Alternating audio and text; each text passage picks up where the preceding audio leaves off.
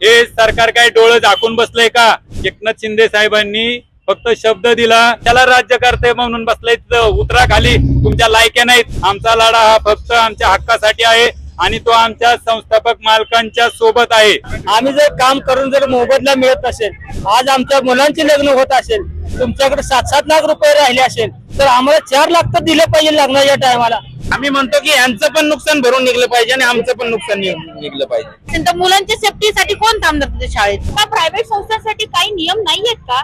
शिक्षकांसाठी काही नियम नाहीयेत का? नाही, शिक्षण मंत्र्यांनी याच्यामध्ये लक्ष घालून आमचा जो काही प्रॉब्लेम आहे तो सॉल्व्ह करावा, हीच माझी इच्छा आहे. प्रॉव्हिडंट फंड 2014 पासून आमचा कापला गेलेला आहे, परंतु तो पीएफच्या ऑफिसला भरला गेलेला नाहीये. त्याच्या मागे काय झालंय काय नाही मला त्याच्यात जायचं नाहीये.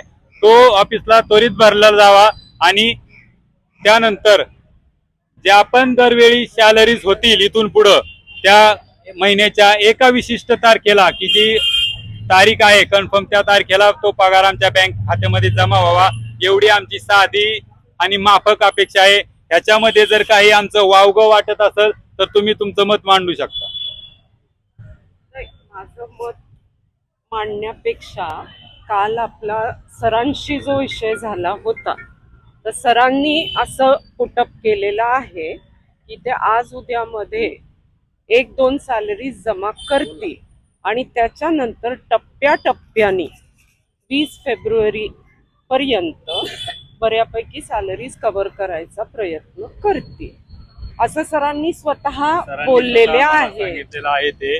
परंतु मी काल सरांना हे पण सांगितलंय की सर, आजपर्यंत फक्त तुमच्यावर सुद्धा विश्वास ठेवून आम्ही कामं केली, हे आमचा गुन्हा झाला का? आज पालक लोक आम्हाला कालपासून आम्हाला त्या गोष्टीसाठी जबाबदार धरतायत की तुमच्यामुळं आमच्या मुलांचं नुकसान होतंय, तुमची भूमिका काय घेताय? आम्ही त्यांना हेच सांगितलंय की सर, आमचं दैवत आहेत, आमचा अन्नदाता आहे. काल सरांनी आमच्याशी बोलताना स्वतःबद्दल एक चुकीचा शब्द वापरला की मी कोण आहे म्हटले, मी बुजगाव नाही. तर असं नाहीये सर, म्हटलं तुम्ही हा शब्द पहिला मागे घ्या. तुम्ही बुजगावणं नाही, तुम्ही आमचे अन्नदाते आहात, आमचं दैवत आहे. तुम्हाला वरचं म्हणजे राजकीय लेवलवरून तुम्हाला जर आमचे पगार होत नाहीत, ह्याच्यासाठी जर कोणी अडचणीत आणत असेल, तर आज जसं आम्ही ही सगळी लोक आमच्या हक्कासाठी बसलोय, आम्ही भांडत नाही आता, फक्त बसलोय, तर तुमच्यासाठी आमची कुणासंगही भांडायची तयारी आहे.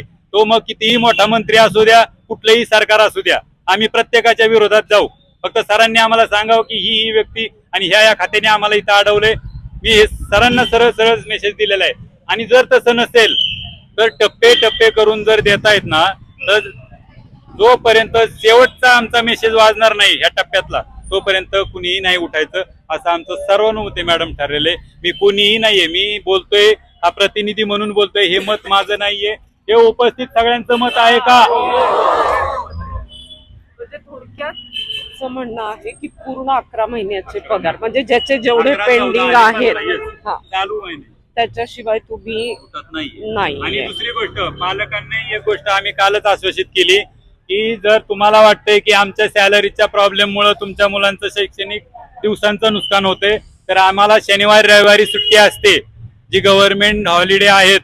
त्या गव्हर्नमेंट हॉलिडे मध्ये येऊन सुद्धा आम्ही तुमच्या मुलांना शाळेमध्ये घेऊन येऊ, ही जबाबदारी आम्ही स्वीकारलेली आहे. त्या गोष्टीला सगळे राजे आहात का? ठीक आहे, आता मला सरांशी परत बोलावं लागेल की असंच म्हणणं आहे. कारण काल जी चर्चा झाली, सर म्हटले की बाबा चालू करतोय मी मॅडम, लगेच करतो. 1-2 दिवसात आधी फक्त म्हटले होते की शिक्षकांचं करतो, पण त्यानंतर असाही निरोप आला की काका मावशींचंही मी चालू करतो आणि ह्या सॅलरी सायकलमध्ये 20 फेब्रुवारी पर्यंत सगळं क्लिअर करायचा प्रयत्न करतो. आज सरांच्या पण शब्दाला कुठंतरी धक्का लागलेला आहे, सरांच्या शब्दाला. म्हणजे जर आमच्यासाठी सर जर दैवत आहेत, मी मग अशी म्हटलं ना की आम्हाला कोण काय म्हणते याच्याशी काय देणं घेणं नव्हतं आणि इथून पुढेही नसणार आहे. सरांचा शब्द जिथं आमच्यासाठी खोटा पडलाय, आणि हे मी स्वतः सरांना सांगतोय की सर, तुमचे शब्द फेल जायला लागले तर आता आम्ही विश्वास ठेवायचा कोणाकडे, तर आज मागायची कोणाकडं? म्हणून तोंडी कोणाच्याही बोलण्याला आता काही, हे सगळं त्या बाहेर गेलेले. सरांनी त्यांचा विश्वास परत जिंकायचा असेल त्यांच्या कामगारांचा, त्यांच्या लेकरांचा, तर त्यांना एकच पर्याय आहे, हे चालूचे सगळे एका टायमाला करावेत, त्यानंतरच्या पुढच्या याला आम्ही टप्पे करून द्यायला तयार आहोत. सरांना काल सांगितलं माझ्याकडे एवढी प्रॉपर्टी त्यामुळे त्यांना काय अशक्य नाहीये. हा आणि ठीक आहे, त्यालाही वेळ तो लागेल ना. विषय आहे. ऐका, तो विषय नाहीये. ठीक आहे ठीक आहे. आमची सगळ्यांची अजून एक मागणी अशी आहे सगळ्यांची की जोपर्यंत आम्ही बाहेर बसतोय तोपर्यंत तुम्ही पाची सगळे गेटचे दरवाजे बंद करा आणि आमच्या बरोबर यावं. कुठे इथं इथे बसू म्हणजे तुमच्या त्यांचं बरोबर. म्हणणं असं आहे हा. की जर आम्ही लोक आमच्या एकट्याच्या हक्कासाठी नाही ना बसलो, आम्ही सगळ्यांसाठी बसलोय ना.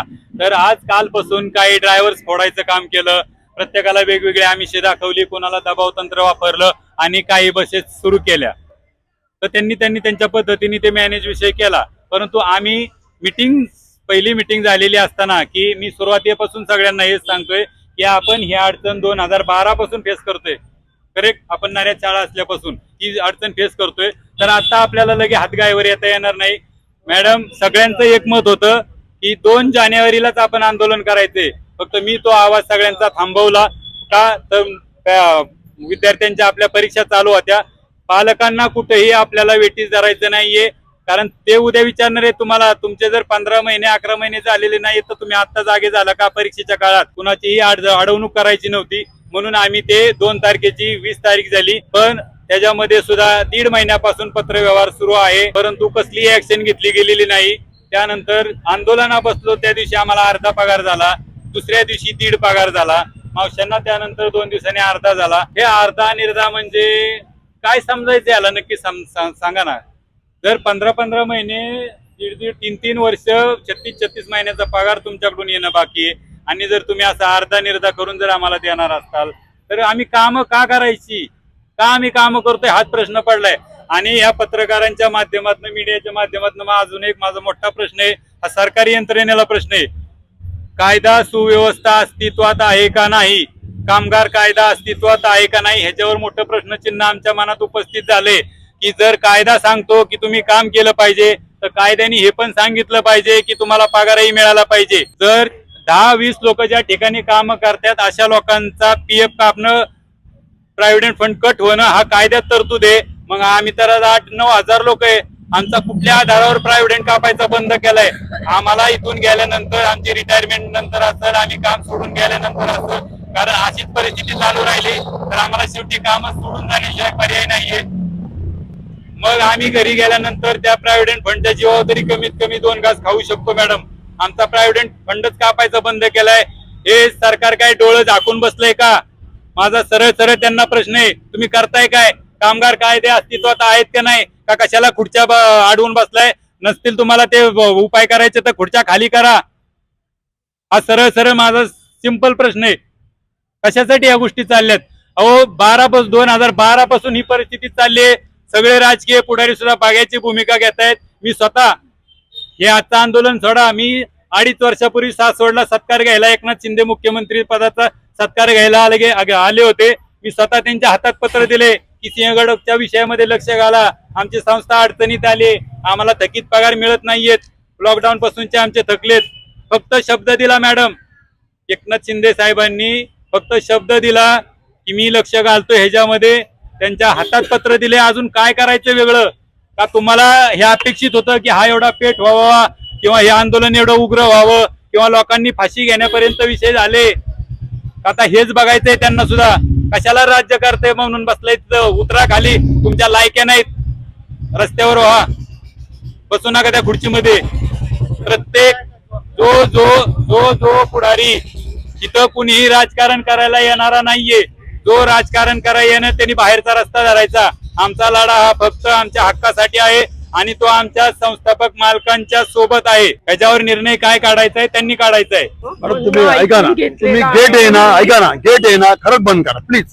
काय इथं दुजाभाव केला जाईल नको, हे तुम्हीच आमच्यावर येऊन बसा, त्यावेळेस सरांना कळेल की प्रश्न किती सिरियस आहे. शेवटी मुलांचाही विचार करावा लागणार आहे, पालकांचा विचार करावा लागणार आहे. अशा अब्रप्ट डिसिजन्स नाही घेता येणार. मॅडम, मी तुम्ही बोलते, कामगारांचा विचार केला की पालकांचा विचार आपोआप होतोय. तुम्ही फक्त कामगारांचा आत्ताच्या स्टेजला विचार करा. पालकांना मी आश्वासित करतो, आमच्या म्हणण्याप्रमाणे आमचे पेमेंट झाले की तुम्हाला उद्या तुमच्या रूटवर बसेस येतील. चालेल, मी सरांपर्यंत पोहोचवते सगळं आणि मग सांगते. आणि काही चुकलं असेल तर मॅडम माफ करा. गेले अनेक दिवस सिंहगड इन्स्टिट्यूट परिसरात शिक्षकेतर कर्मचाऱ्यांचं आंदोलन सुरू होतं. या आंदोलनाला साधारण 3 ते 4 दिवस झाले. तर आता या आंदोलनामध्ये या सर्व कॅम्पसचे शिक्षक देखील सहभागी झाले आहेत या संपामध्ये. या आंदोलनामध्ये आपण जाणून घेऊया की नेमक्या शिक्षकांच्या काय भावना आहेत. मॅडम, मला सांगा की तुम्ही कोणत्या कॅम्पस मधून आलात? मी सिंहगड स्प्लेंडल आंबेगाव कॅम्पस मधून आलेली आहे. काय नेमक्या मागण्या काय आहेत? आमच्या मागण्या आहेत, आमचे जे थकीत वेतन आहे ते आम्हाला लवकरात लवकर मिळावे. 2012 सालापासूनचा हा प्रॉब्लेम होता. आज 2026 साल आलेला आहे. मध्ये पगार देणं, मध्येच थांबवणं हे असं सुरू झालेलं आहे. 2025 ते 26 या कालावधीमध्ये आम्हाला टोटल 13 महिन्यांचा पगार मिळालेला नाहीये. आम्ही कसं करायचं? आम्ही आमचं घर कसं चालवायचं? आम्ही आतापर्यंत शाळा आपली, संस्था आपली ह्या मताप्रमाणे हे मानून आम्ही यांच्या सगळ्या कामं केली. पण आज आमचा प्रश्न खूप कठीण झालेला आहे. संस्थेची, शाळेची जी मुलं आहेत ती आमचीच मुलं आहेत असं मानून आम्ही हे आतापर्यंत काम केलेलं आहे. पण आज आमची मुलं घोड्यावर पडल्यासारखं असं वाटतंय आम्हाला. आमच्या मुलांच्या छोट्या छोट्या गरजा आम्ही पूर्ण करू शकत नाहीये. काय करायचं? किती महिन्याचं वेतन तुमचं साधारणतः किती? सगळं जर तुम्ही 2012 सालापासूनच जर तुम्ही धरलं तर टोटल आमचा हा 51 महिन्यांचा पगार पेंडिंग आहे. प्रत्येक कॅम्पसचे वेगवेगळं आहे. आंबेगाव कॅम्पसचा मागील 39 महिन्याचा पगार पेंडिंग आहे. चालू वर्षामधील आमचा 14 महिन्याचा, 13 महिन्याचा पगार पेंडिंग आहे. मॅडम, तुम्ही कोणत्या कॅम्पस मध्ये? आंबेगाव कॅम्पस. काय मागण्या आहेत नेमक्या? आमचा चालू महिन्यांचा तरी पगार त्वरित व्हावा ही आमची मागणी आहे. तो पगार झाल्याशिवाय आम्ही पुढचं आम्हाला निर्णय घेता येत नाहीये. कारण आमचे भरपूर पगार अडकलेले आहेत संस्थेकडे. वेळोवेळी आम्ही संस्थेला याच्याबद्दल निवेदनं दिलेली आहेत. मॅडमकडे गेलेलो आहे. जवळजवळ 50 वेळा आम्ही मॅडमकडे गेलेलो आहेत. सरांनी 2-3 वेळा समोरासमोर मीटिंग घेऊन आम्हाला आश्वस्त केलं होतं. त्यांच्या विश्वासावरती आम्ही इतके दिवस काम करत होतो. तर त्या विश्वासाला आता कुठेतरी तडा गेलेला आहे आणि त्यांनी त्यांचे दिलेले शब्द पाळले नाहीयेत. त्यामुळे या सगळ्या आम्हावरती ही वेळ आलेली आहे. आज शिक्षक असून सुद्धा आम्हाला आज रस्त्यावर बसण्याची वेळ आलेली आहे. हे खूप मोठं अपमानास्पद आहे आमच्यासाठी की आम्ही शिक्षक आहोत आणि आज आम्ही इथे बसलेलो आहोत. गेले अनेक दिवस शिक्षकेतर कर्मचारी गेले अनेक दिवस शिक्षकेतर कर्मचारी या ठिकाणी आंदोलनाला बसलायत. आजपासून तुमचा सहभाग या ठिकाणी आहे. तुमच्या वरिष्ठांशी काही बोलणं झाले का? वरिष्ठांशी बोलणं झालेलं आहे. आम्हाला जे आमचे संस्थापक आहेत त्यांनीही काल आश्वासन दिलेलं आहे. पण आता आश्वासनाला कुठेतरी तडा गेल्यामुळं आज आम्ही त्यांच्यावर विश्वास ठेवू शकत नाहीये. जोपर्यंत आमच्या अकाउंटवर पैसे जमा होत नाहीत तोपर्यंत आम्ही काम चालू करणार नाही. हा आमचा सगळ्यांचा निर्णय आहे. सर, मला सांगा कोणत्या कॅम्पस मधून आलात? वडगाव कॅम्पस. अच्छा, काय मागण्या आहे तुमच्या? सॅलरीसाठी फक्त 51 मंथची सॅलरी बाकी आहे. त्यासाठी आम्ही आंदोलन करत आहोत आणि सरांशी विनंती आहे की त्याबद्दल लवकरात लवकर निर्णय घ्यावा त्यांनी. सर, मला सांगा तुम्ही कोणत्या कॅम्पस मधून आलात? कोळवा कॅम्पस. काय मागण्या आहेत नेमक्या? पगार रेग्युलर व्हावा. बस आमची बाकी काही कंप्लेंट पण नाही, ना संस्थेबद्दल ना सरांबद्दल. किती महिन्याचा पगार तुमचा थकीत? 13 महिन्याचा पगार थकीत आहे आणि कोविडच्या आधीचा 36 महिन्याचा पगार थकीत आहे. की त्यांना संस्थेतर्फे सर्वजणांनी जवळ 1,500 ते 2,000 लोकांनी 3दा सरांना बोलवलं होतं आणि सरांनी असं सांगितलं होतं की मी 2 दिवसामध्ये पगार टाकतो. हे 1.5 वर्षामध्ये 3 वेळा घडलेलं आहे आणि त्यामुळे आजची वेळ आलेली आहे की आश्वासनं दिली, त्या आश्वासनं पाळलेली नाहीये. त्यामुळे सर्व लोक अस्वस्थ आहेत. या संदर्भातच बोलण्यासाठी आपल्यासोबत काही शिक्षकेतर कर्मचारी आहे ज्यांनी हे आंदोलन उभारलं आणि आपण त्यांच्याकडून जाणून घेत. काय सांगाल मला नेमकं? तुमचं आंदोलन इतक्या दिवसापासून चालू होतं, आज शिक्षक त्यात सहभागी होत आहेत. आज आम्हाला जवळजवळ 8वा दिवस आहे. तर आम्ही आजपर्यंत कालच्याला 26 जानेवारी असल्यानंतर नवले सर आले, बोलले, पण ते काय झालं, आश्वासन देतात. आश्वासन नाही, आम्हाला आमच्या अकाउंटला पेमेंट पाहिजे त्यावेळेस आम्ही उठणार. हा आम्ही सर्वांनीच निर्धार, शिक्षक, काका, मावशी, आम्ही सर्वांनी तो निर्धार धरलाय की आमच्या अकाउंटला पैसे, मग आम्ही उठणार. काय मला गेले 20 वर्षापासून आम्ही इथं कामाला आहे. 20 वर्षापासून सर मिटिंगा वेळोवेळी घेतात. हा उद्या परवा पगार होईल, उद्या सुट्टी, परवा पगार होईल, अमकं होईल, तमकं होईल. एकही पगार झालेला नाहीये आमचा. आणि आता हे आम्हाला त्यांना रस्त्यावर आणले, त्यांना रस्त्यावर येऊन आम्हाला त्याचं उत्तर द्यावं. किती दिवसापासून तुमचं आंदोलन चालू आहे? हे आमचं 8 दिवस जवळ ते 20 तारखेपासून 8वा दिवस आंदोलनाचा आहे. तोवर आम्ही रस्त्यावर येऊन बसलोय. आमच्या घरची कंडिशन काय आहे ती आता ती त्या सरांनाच बघावी. काय सांगाल तुम्ही या ठिकाणी आंदोलनाला गेले 8 दिवसापासून बसलाय? 8 दिवसापासून गेल्यापासून काय त्यांची हालचाल नाही काय नाही. आमचं एकच म्हणणं होतं की बाबा मावशांचं 15 पगार आमचे 11 पगार सोडा. त्याच्यावर काही रिस्पॉन्स नाहीये. तुम्ही कोणत्या कॅम्पस? कॅम्पस काय मागणी आहे तुमची? आमची पगाराची मागणी आहे. आमचे पगार नसल्यामुळे आमच्या मुलांना शाळेत बसून देत नाहीत, शाळेत परीक्षेला बी बसून दिलेलं नाहीत. आणि ही नुसते आज देतो उद्या देतो, तर पगार कधी भेटणार आम्हाला? आता जे चालूचे 11 पगार आहेत, राहिलेले 36 पगार राहिलेले आहेत ते पहिले. आणि नुसतं आज देतो उद्या देतो, मिळणार तरी कधी नाही का? आणि आम्हाला कोण न्याय देणार याचा? प्रायव्हेट फंड बी राहिलेला आहे. पहिला 14चा ते पैसे कापलेले ते भरलेला नाही आमचा फंड बी. फंड बी म्हणजे पीएफ बंद करून टाकलेला आहे त्यांनी आम्हाला पगारात द्यायला. वरिष्ठांनी काही संपर्क केलाय का तुमचा? काल काय झालं आम्हाला सांगितलं आणि अचानक त्यांनी काय केलं, प्रत्येक कॅम्पस वाईज आहे ना 14-15 गाड्या चालू केल्या. मग ड्रायव्हरला फोडायचं काम केलं, काय केलं. मग आम्ही जे होतो ना ठाम, आम्ही म्हणलं आम्ही हलणारच नाही, काय असेल त्या इथंच होईल. त्यासाठी आम्ही एक निर्धार धरला, थांबायचं म्हणजे थांबायचं. आमच्या अकाउंटला पगार येईल तेव्हाच उठायचं. आता काही कॉन्टॅक्ट झालाय का तुमचा? आजच्या दिवसात काही कॉन्टॅक्ट झाला? आजच्या दिवसाला कॉन्टॅक्ट नाही झाले. आता मॅडम आलत्या, शीतल मॅडम, मग त्यांनी 15 ड्रायव्हर फोडलेली आहेत आणि त्यांनी ते बस चालू केलेल्या. काल जास्त पेरेंट आल्यामुळं त्यांनी बाकीच्या काही 10-15 बस केल्या. 4-4 बस एकत्र करून शाळा चालू केलेली आहे त्यांनी आता. कोंडवेची शाळा म्हणजे बस तर बंदच आहेत. ते पेरेंट आलेले आहेत तिथं सगळे कोंडवेचे. तिथं फक्त ज्यांनी त्यांनी पेरेंटनी आणून सोडा आणि परत घेऊन जा असं सांगितलेलं आहे मेसेज त्यांना.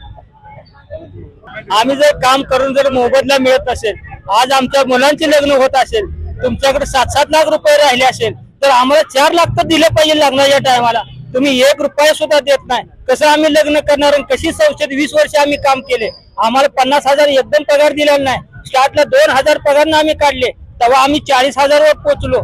आणि मालक म्हणतात की 40,000 तुम्हाला बाहेर देत नाही, पण बाहेर एका दिवसात आम्हाला दिली नाही. ही 20 वर्षीची गोष्ट आहे. आम्ही 1500 रुपयापासून काम करत करत आम्हाला बेसिक आतापर्यंत वाढलेला आहे. तर आम्हाला 50 मुलीच्या लग्नासाठी जर पैसे मिळत नसेल तर इथं राहून काय करू? आज सालावर राहिलेल्या गड्याला मालक 8 लाख रुपये देतो आणि लग्न करतो म्हणतो मालक. जर आमची जर पैसे मिळत नसेल तर आम्ही करणार काय? ही एक माझं निवेदन आहे मालकाची. मला राहायला स्वतःचं घर नाहीये, म्हणून प्रधानमंत्री आवास योजनेमधून, सरकारी योजनेमधून मला घरकुल मंजूर झालं. की त्या प्रधानमंत्री आवास योजनेमधून 2.5 लाख रुपये मंजूर झाले. 1 वर्ष ते पैसे येऊन पडले. 1 वर्षानंतर ते पैसे माघारी जातात जर बांधकाम सुरू केले नाही तर. म्हणून 2 महिने शिल्लक राहिलेले असताना योजना लॅप्स व्हायला 2 अधिकाऱ्यांचे फोन यायचे की तुम्ही घर लवकर सुरू करा नाही तर तुमचे पैसे माघारी चाललेत. संस्थेकडे अर्ज केला 2 जुलै दिवशी, 2 जुलै 2024 ला अर्ज केला. आज ह्या गोष्टीला 18 महिने झाले. फक्त नवले सरांची त्या अर्जावरती सही झाली. त्याच्या अर्जामध्ये लिहिलं होतं की सर मला सरकारी योजनेतनं मला घर मिळतंय, बांधकाम मिळतंय, माझ्या थकीत पगारातले काही का व्हायना तुम्हाला पैसे द्या. त्यावेळेस माझे 4.5-5 लाख रुपये थकले होते. त्यातून काही का व्हायना 1.5-2 लाख रुपये जरी मिळाले असते तरी मला ती योजना सुरू करता आली असती. आज त्याचा एवढा मोठा परिणाम झाला की कशी बशी ती मी योजना वाचवली, परंतु आजही माझं घराचं काम 2 वर्ष झालं अर्धवट अवस्थेत पडले. आपल्यासोबत बोलण्यासाठी ह्याच कॅम्पस मधील महिला कर्मचारी आहे. मावशीने मग काय मागणं आहे? आमचा पगार झाला पाहिजे. गेली 15 महिने आम्हाला पगाराच्या अडचणी, काहीच पगार नाही. खूप अडचणी होत आहेत आमच्या. एवढं गेले 15 महिने तुमचा पगार झाला नाही, मग नेमकं घर कसं चालवतं? मी इथून गेल्यावर रात्री 10 वाजेपर्यंत भाजी विकते. सकाळी 6ला येतो, 5ला जातो. माझे मिस्टर आजारी असतात, त्यांचंही काम गेलंय, त्यामुळे ते थोडीफार आमची शेती आहे तिथं भाजी काढतात. ते तिथून गेल्यावर 5 वाजल्यापासून रात्री 10 वाजेपर्यंत भाजी विकते.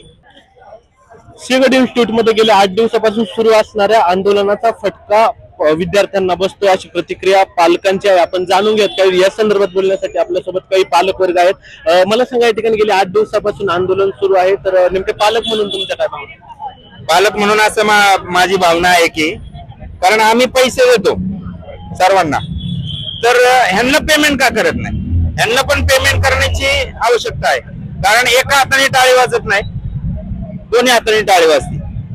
जर एका हाताने जर टाळी वाजत असेल तर मला सांगायचं, कारण जर ह्यांचं पण नुकसान आहे आणि पॅरेंट्सच्या मुलांचं पण फार नुकसान आहे. जर पॅरेंटना जर हे गुरु आहेत सगळे, हे गुरु आहेत, जर ह्या गुरूंनी जर नाही शिकवलं तर पॅरेंटचं नुकसान आहेच आहे, तर ह्यांचं पण आहे. एवढंच माझं बोलणं आहे की यांना आम्ही पैसे देतो, आम्ही काय असे काय, आम्ही पण, मी शेतकरी आहे स्वतः, शेतातून कष्ट करून मी स्वतः संस्थेला पैसे देतो, तर यांनी काय यांचं हे करत नाही. पॅरेंटचं पण नुकसान आहे आणि यांचं पण नुकसान आहे. आम्ही म्हणतो की यांचं पण नुकसान भरून निघलं पाहिजे आणि आमचं पण नुकसान निघलं पाहिजे. हो, आणि एक सांगा तुमचं काय पालक म्हणून काय पालकमुळे ह्या शाळेमुळे आमच्या मुलांचं खूप नुकसान होत आहे.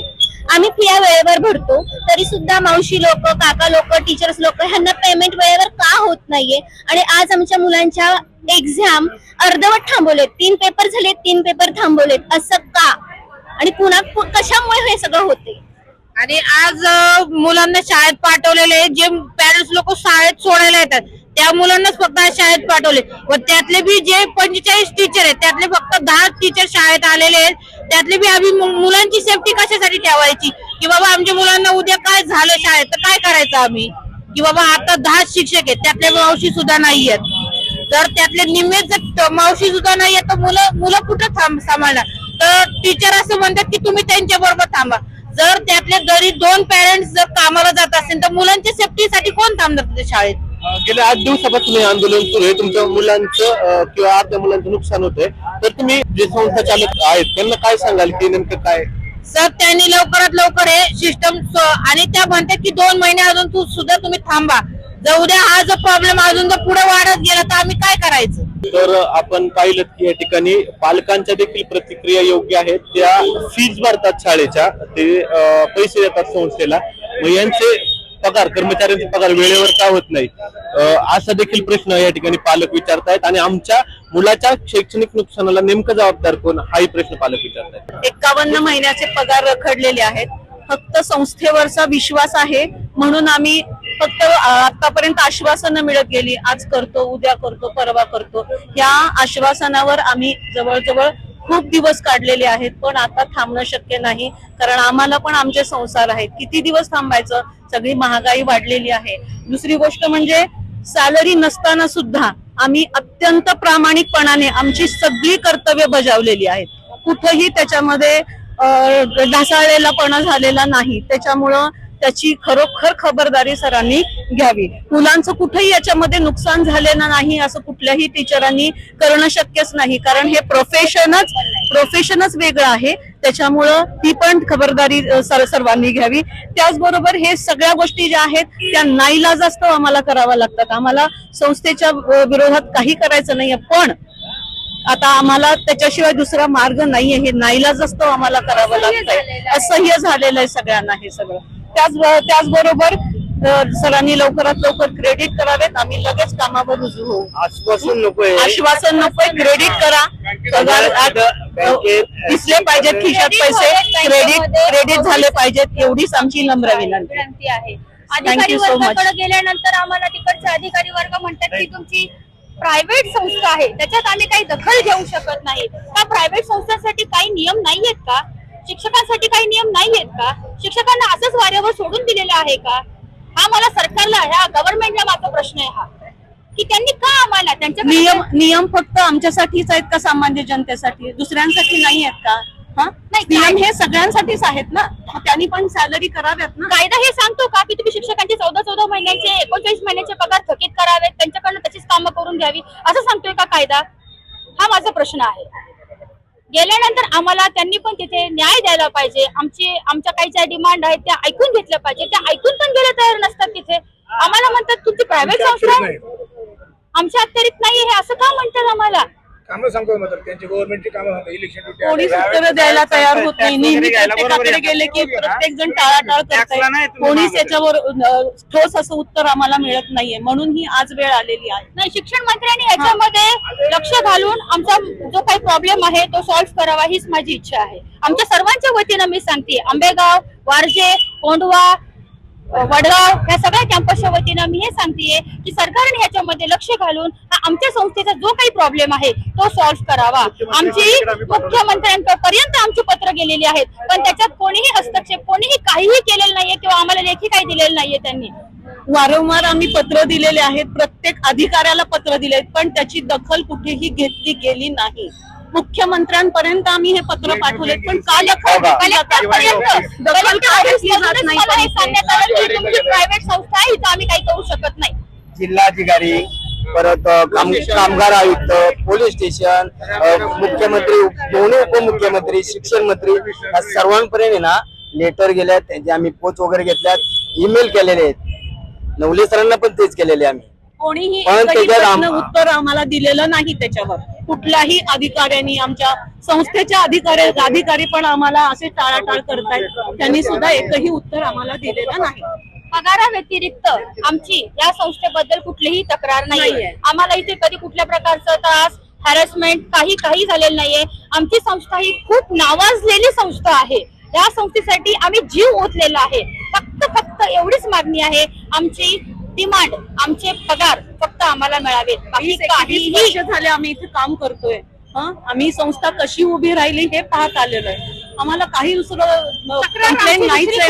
नाहीये, बद्दल पण काही तक्रार नाहीये. फक्त पगार व्हावे, वेळेवर व्हावे तेवढीच आमची विनंती आहे.